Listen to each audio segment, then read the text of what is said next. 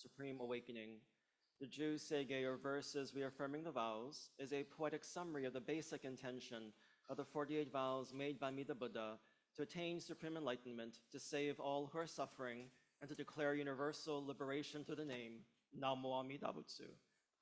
We chant the words of the Buddha as from the larger Pure Land Sutra as a reminder of these great vows made to awaken all beings. The verses reaffirming the vows.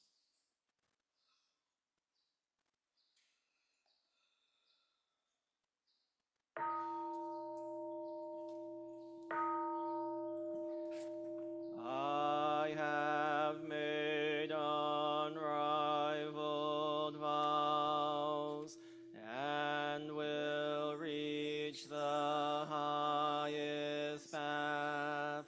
If I fail in any way, may I not attain Buddhahood. Should I not provide to all for countless kalpas to come, aid in times of suffering, may I not attain Buddhahood.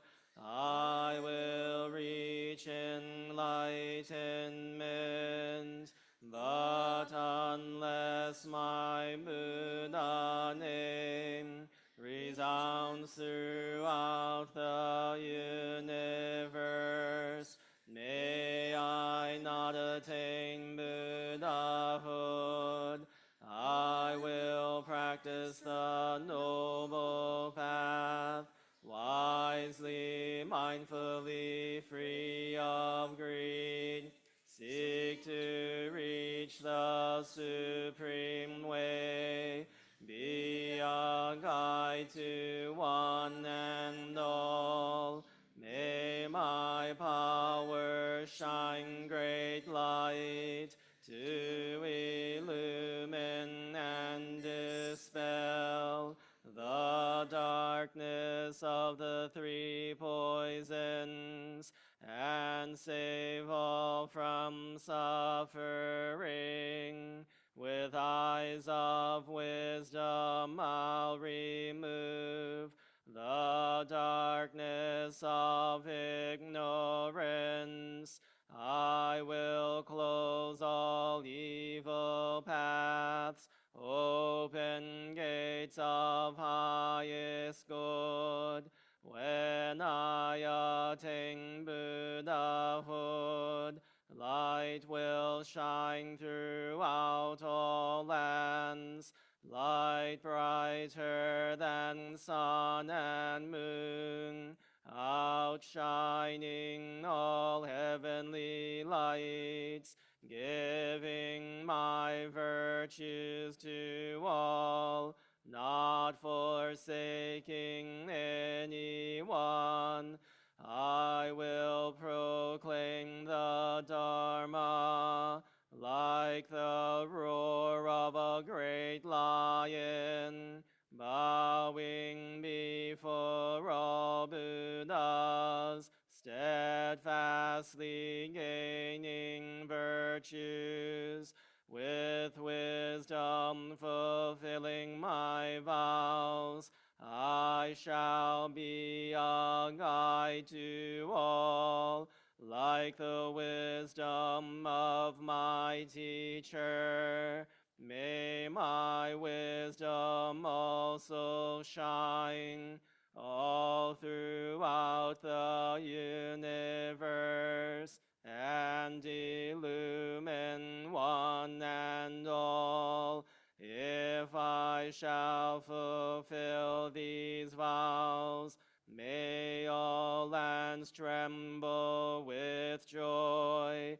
From the heavens wondrous flowers rain down upon all the lands.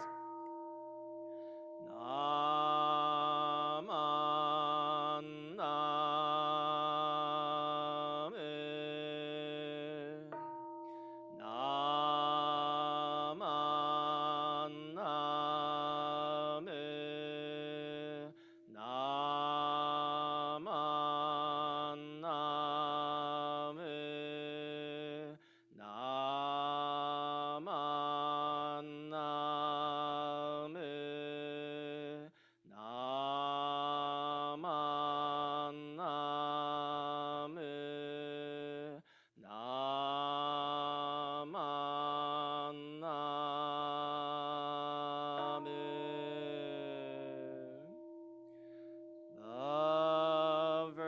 virtue of Amitabha is shared equally by all, together attaining awakened mind. We are born in the land of peace.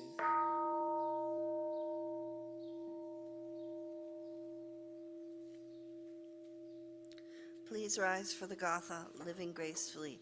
Words can be found on the handouts and on the screen. Namandavats, namandavats, namandavats, namandavats, namandavats.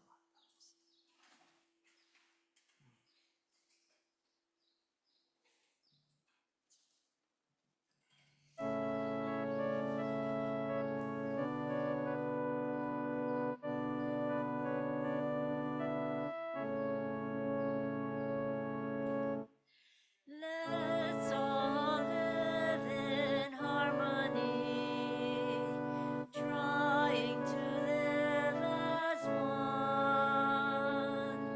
All of us together, always, living life with Buddha's love. Hand in hand we move along.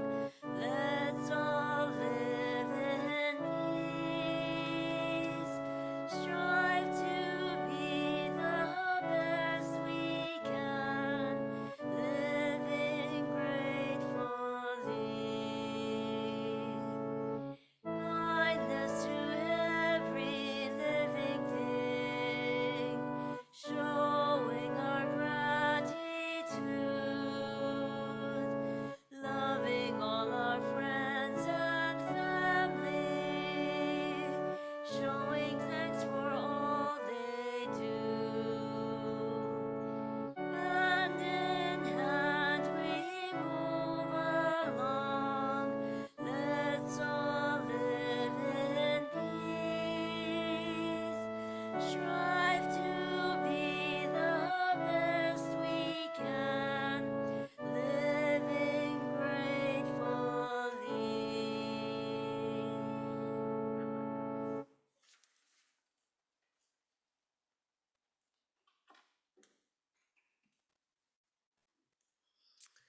You may be seated. Reverend Blayne will now share Dharma Message.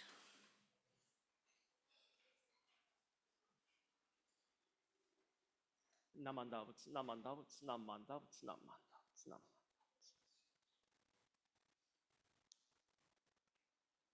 Hey, good morning, everybody. Hey, good morning, Brennan.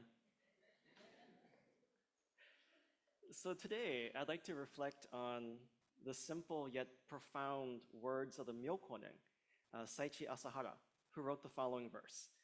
Isn't it nice? The world is filled with Buddhas, and I too live among them. Namo Amida Butsu. And so in our tradition, right, the Myokonin are these wonderfully wise and spiritually advanced followers of Jodo Shinshu, right? They are, they don't study. They're not versed in all the academic learning and all the, the higher level stuff, but they get the heart of the tradition. They get the heart of this teaching, right? They just know it, right? Instinctively, right? They feel it through their bones, right? And so Saichi's words, right? Isn't it nice? The world is filled with Buddhas, and I too live among them. Namo Amida Butsu. Wow. What a remarkable way, right, to see the world as being filled with Buddhas. However, we know from experience that this doesn't necessarily mean that there are golden Buddhas lined up everywhere in our lives, right? That sometimes, right, life is hard, life is challenging, but what he's asking us to think about is rather it is a attunement of our heart, right? To see the sacred in everything, of how we can encounter the world of the Buddhas, the Pure Land, in this present moment of our lives. Seeing Buddhas everywhere is a profound recognition of how we are given life and we are enabled to live through countless causes and conditions. The sun, the moon, the earth, the insects, trees, grass, our family, our friends, our experiences, right? All those things that are beyond, right, the power of human beings. That which is beyond our limited power, right, which sustains our lives, can be considered Buddha, can be considered this working of enlightenment. And Dr. Hideo Yonezawa, who was a physician in Japan, but also was a very wise practitioner of Jodo Shinshu, he believes, right, in gratitude, we should put our hands together and humbly gassho to all things. When we are reverent to all things become Buddha. It is a world of nothing but Buddhas. We are living in such a world, right? So if we think that we are living in a world filled with Buddhas, how do we act, right? How do we treat ourselves? How do we treat others, right? When we see everything as sacred, everything as an opportunity that has value, how do we live our lives, right? And so awakening to the world, to the working of the Pure Land is Namo Amida Butsu, right? The oneness of myself with that power which is beyond me. When we attune the ears, right, of our heart toward Amida's calling voice, everything in life expresses Namo Amida Butsu. The sound of the birds outside, the sound of the rain, the wind blowing, right? The voice of our parent talking to us, right? The voice of our child speaking to us, right? However, well, everything, right, in life expresses, right, Namo Amida Butsu, right? But all these things, right, even our challenges, even our failures expresses this working of the Buddha, the working of awakening in our lives, right? Especially those challenges and our failures, things that push us to the edge of our comfort are when we learn the most, right? That we have to struggle, that we have to encounter something that kind of knocks us on the head, right? You know, and makes us wake up, right? To what is really happening, what is life really about, right? But our ego dominates our lives and controls whether or not we see the Pure Land around us. Our ego continuously turns the Pure Land into a defiled realm of suffering through our greed, our anger, our ignorance. Yet the Buddhas in our lives are constantly trying to wake us up to the world of awakening that is always present, teaching us to become true and real human beings. Right? The path that we're on is not about becoming perfect, but is becoming the best person that we can, the best version of ourselves. Right? And the teachings help us to become these real human beings who live, who love, who try and who fail, and yet keep moving forward. Right? And so in his book, Awaken to Your True Self, A Shin Buddhist Way of Life, Dr. Yonezawa says, in becoming one with the power beyond the self, we receive the strength to live through anything. This is called awakening to Namo Amida Butsu, awakening to one's true self, or meeting one's true self. The Buddha Dharma is the path that teaches this awakening. When we meet the Buddha Dharma for the first time, there arises the aspiration to live authentically. The Nembutsu that is taught by Shinran Shonin is a path of becoming true and real human beings who lives with sincerity, authenticity, and a deep gratitude for all that life has to teach us.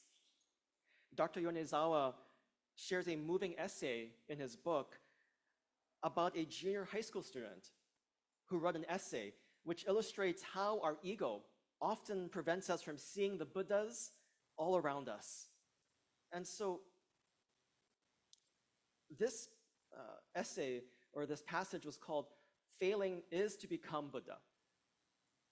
And so he says he was very moved by an essay written by a junior high school student entitled Becoming a Man, which was quoted in an article in a local magazine in Japan. And so the essay goes like this. In March of this year, upon the urging of my homeroom teacher, another classmate and I took the entrance exam of a certain high school. This school is private and one of the most famous schools in all of Japan, with only the most outstanding students. Our homeroom teacher urged us to try because he felt certain that both of us would pass.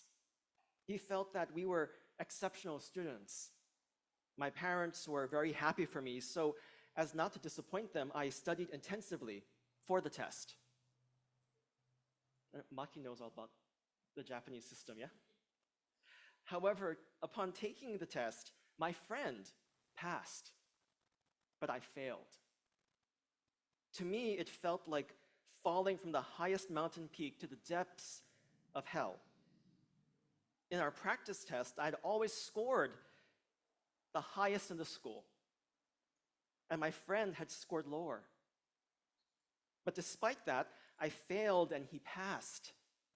I felt miserable and didn't want to see anybody. My parents tried to cheer me up by bringing me my favorite foods and by consoling me with words, but it only made me feel worse. How many of us have experienced this? Yeah? Yeah? And so as I lay on my bed, burning with anger and wanting to smash and destroy anything, my mother entered my room. Your friend has come to see you, she said. Mom, I don't want to see anyone now. There is one person in this world that I most want to avoid. There is one person that I can't stand to see. Don't you know who that is? Tell him to go home, I exclaimed. But he's gone out of his way to come to see you. I can't say that to him. The two of you are friends. Is your bond of friendship that weak? Just on this alone, you let yourselves become enemies? I can't tell him to leave. If you feel that way about it, just ignore him, and maybe he'll leave. My mother scolded as she left the room. Although I had never been defeated in other tests, now he was going to come and gloat over me in my misery. Can there be anything as humiliating as this? I felt like I was going crazy. I began to hear his footsteps coming up the stairs. Oh, I can't let him see how I've been lying in bed in misery. I quickly got up and I thought I'd show him that I'm tough and stare him straight in the eye.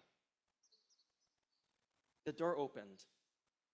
In came my friend, wearing the same worn-out clothes he had owned for 3 years of junior high school. His face was grimaced and he was in tears. I'm sorry that I was the only one to pass, he uttered. That was all he said as he covered his face with his hands and then went back down the stairs. Suddenly, I felt horrible and ashamed. I was the one who was conceited. I was the one who looked down on my friend, thinking that I couldn't fail the test. I thought, what if I were the only one that had passed? Would I have been able to go to console my friend and say to him, I'm sorry that I was the only one to pass? No doubt I would have rubbed it in and said, see, I told you so. When I realized that I was the one who had been conceited, I also realized that I deserved to fail. I realized that my friend was a different human being from me. How horrible it would have been if I had passed. I would have turned into a totally conceited human being. I deserved to fail. It was good that I failed. It was as if the heavens made me fail in order to make me become a human being. Although this was a most painful experience, I began to feel that with this experience, I could start over again. Until now, I had only thought that happiness meant that things went your way. But because of that lesson that I learned from my friend, sometimes when things don't go your way, that is a more important lesson as a human being. In the olden days, they used to say that a boy became a man at the age of 15, thanks to failing that entrance exam. I felt that I too had become a man. And so Dr. Yonezawa says at a conference of high school principals that he was at, tears came to his eyes as he read this essay and talked about how important it was that even if one failed a test and fell down, that he should rise again with something gained from that experience.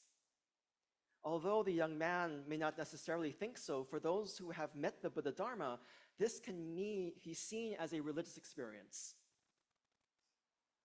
I think that ishin or eshin, or religious transformation, this turning of heart and mind, is of this nature. It would be called a religious experience if the young man, in listening to the Buddha Dharma, became aware that awakening to his true self occurred when his ego was crushed. For the first time, he had the heart of a real human being. It was a remarkable transformation. How many of us have experienced something like this in our lives at some point? That we were so ashamed, right? Right? But we learned so much from that, right? When we got past our shame. Yeah. To be able to reflect, to be able to learn, wow, what a bombu, what a foolish person I am, right? But yet, as we can see with this boy's experience, right, that he was embraced by the wisdom and compassion of the Buddha, always, right? Wake up. His friend was that calling voice of Amida to say, wake up, see yourself, see myself. And so, right, all of us, with no exception, will fail at something in life. Some of us will fail multiple times, and that's okay, right? But if we just resign ourselves to failure and allow it to end there, then we will not be enlightened by it. We would not learn from it, right? When we attune our heart to experiencing life in that way, everything becomes a lesson. Everything becomes an opportunity to learn and to grow and to become more human. And so the boy says, right, it was good that I failed. And so we begin to respect even our failures. And our failing is to become Buddha.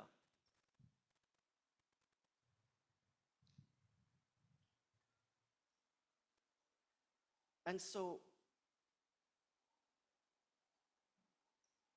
it is said that Amida Buddha embraces all and forsakes none.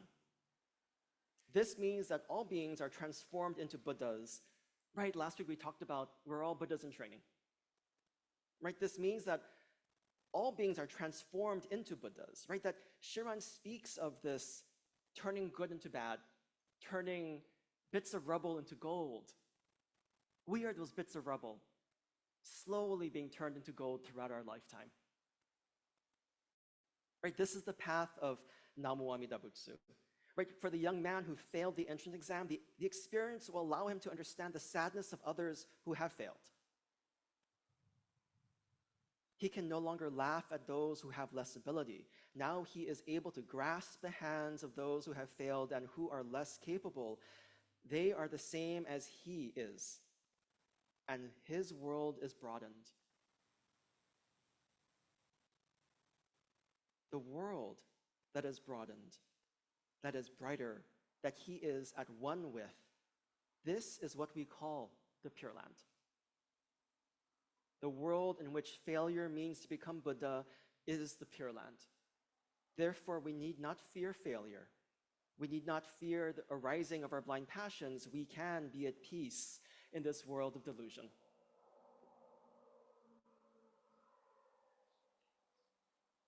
So, can we be like Saichi Asahara and see Buddhas everywhere? Right? I know we have a hard time seeing, yeah? Your spouse is a Buddha, yeah? Sometimes. But what can we learn, right, from our experiences? What can we learn from life that is teaching us, right, to become true and real human beings? Maybe striving to perceive the Pure Land in each unrepeatable moment is our lifelong practice in the Nembutsu path. So please join me in Gasho for a closing reflection. Isn't it nice? The world is filled with Buddhas, and I too live among them. Namo Amida Butsu. Interesting, in the dynamic working of the power beyond the self, we call Amida's name with profound gratitude, abiding joy, and a heart-centered awareness for the miracle of living. Namo Amida Butsu. Namo Amida Butsu. Namo Amida Butsu. Namandams. Namandams. Namandams. Thank you, everybody.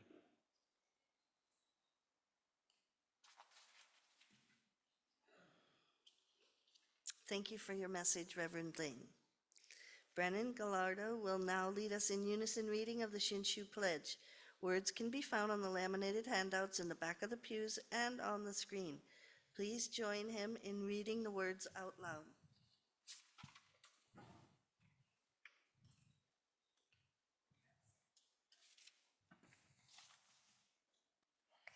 I take my refuge in the vow of the Buddha, reciting the name. I will live through life with strength and serenity.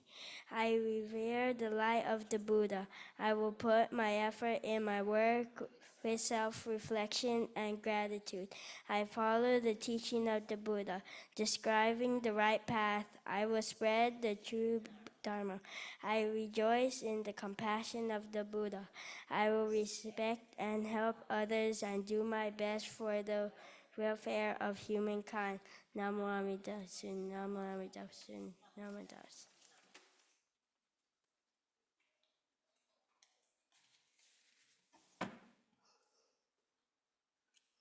Thank you, Brennan. We will now have the offertory presentation. Mahalo, everyone, for your generosity, which helps sustain our temple.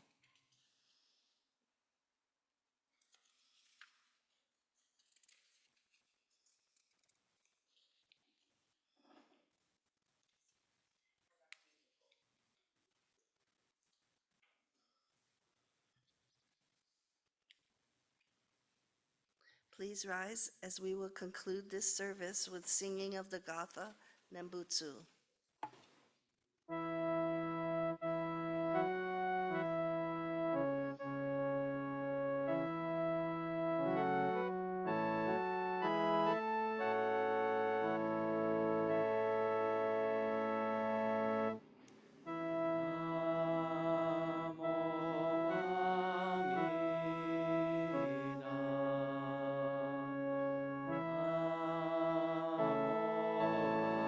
Amida.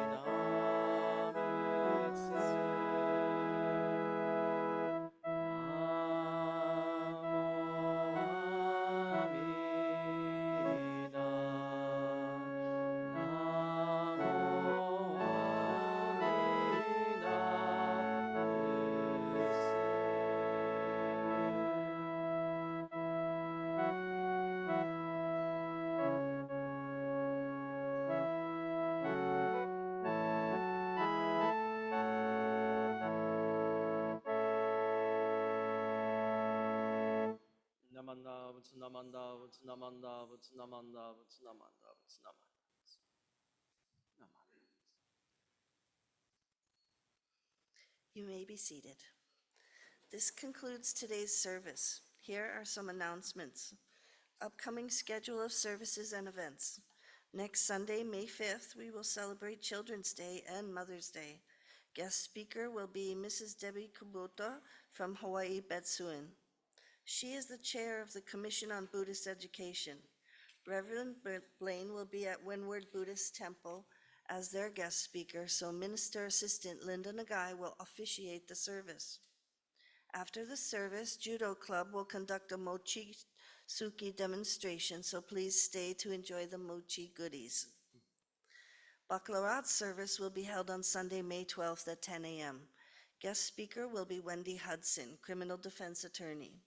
If you have a grandchild or a child who will be graduating or has graduated from high school, college, and professional school in 2024, please let the temple office know by this Tuesday, April 30th, so that we can recognize them at this service.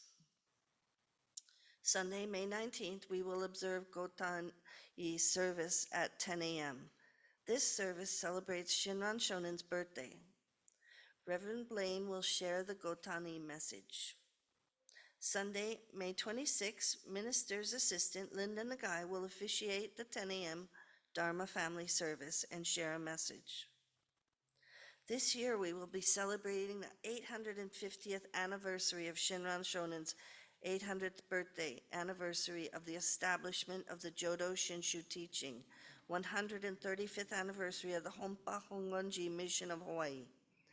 The main event of this triple celebration will be a gathering to be held September 7th through 8th, 2024 at the Ala Moana Hotel. It will include a keynote address by Reverend Dr. Takayashi Miyagi, workshops, services, and luncheon. All Sangha members are welcome to attend. Early registration has been extended to April 30th. Headquarters will subsidize $200 each for all neighbor island attendees. In addition, Kona Hangwanji Kyodan will cover the $250 registration fee for the first 8 people to register from our Sangha. There are a few more slots available. If you are interested, please see Linda Nagai for more information. Reminders, please be sure to open, read, and click on any attachments and interesting as well as useful links that were included in Reverend Blayne's weekly update email. Please check out the puzzle exchange if you are a puzzle enthusiast. Book lovers, you are welcome to join the Konahanganji Bookline online book club. See Reverend Blayne's email for more information. Please consider renewing or becoming a sustaining member of the Konahanganji. An invitation letter and pledge form are attached to Reverend Blayne's email as well. Any other announcements? Just one quick announcement. So if you enjoyed the story I shared from Dr. Hideo Yonezawa's book, this will be our book club book for this upcoming session. So yeah, check my email out for the registration. So. Those of you on Zoom, you may leave at any time. Those of you here in person, refreshments will be served in the conference room. Mahalo to Molly Nakano and Lynn Gussman and anyone else who brought goodies to share. Your attendance today is most sincerely appreciated. Please stay healthy and safe, and we hope to see you at future services.